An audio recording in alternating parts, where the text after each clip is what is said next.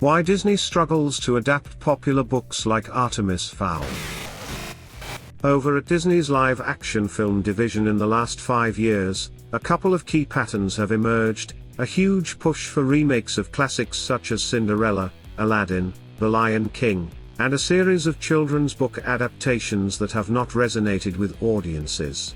Artemis Fowl is the latest entry to this trend. Fans of the book will tell you, no, it's not a good adaptation of the classic eoin colfer fantasy series. It doesn't stay true to the spirit of the source material. Artemis Fowl does what many Disney flops have done with beloved titles recently, but this is the worst offender yet. If you look closely at the development of movies like Artemis Fowl, The Nutcracker and the Four Realms, A Wrinkle in Time and Alice Through the Looking Glass, it's no surprise these kind of adaptations keep missing the mark. Hopefully Disney can take a hard look at the properties it's taking on and start making more genuine films that understand the value of these materials. Though I do get it, it's not easy to adapt a classic into a movie to begin with. Let's talk through it. 1. Disney has the rights, but what about vision? One problem Artemis Fowl has suffered is its vision for the big screen, stretching close to 20 years with the studio. The rights to eoin colfer's series was obtained just after the book was published, and has remained in Disney's grasp since, with a number of previous versions of the project having come and gone. 2. Disney has a formulaic approach to its live-action adaptations. Artemis Fowl turned into a watered-down and generic version of eoin colfer's version that was marketed to appeal to a wider audience than fans of the book. Kenneth Branagh said it himself when explaining why the titular character is the archetypal good kid instead of the criminal mastermind of the books. 3. High-profile ensemble casting is often wasted.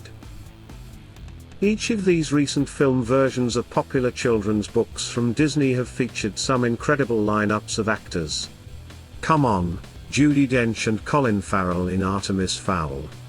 Oprah Winfrey, Reese Witherspoon, Chris Pine and Mindy Kaling for A Wrinkle in Time.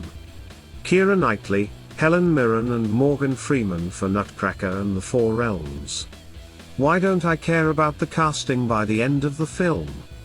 It's as if they become embellishments to sell the movie, over their parts in the film actually being memorable. 4. Constraining a book into a short runtime doesn't always work.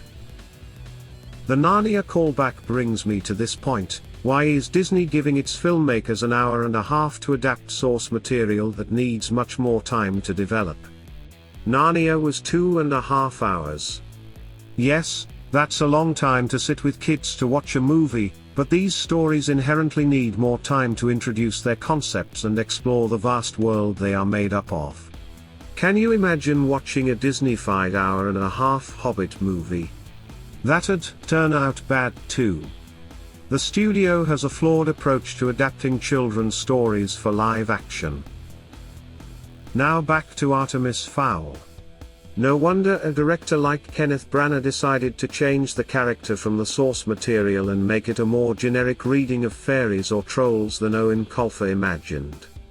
He doesn't have any time to build a new world for audiences to go to and get to the plot points of the story. It's clear we're getting these half-baked versions of beloved stories, and Artemis Fowl's ghastly reception should be a final wake-up call to the studio. Okay, if you like this video, don't forget to click like button.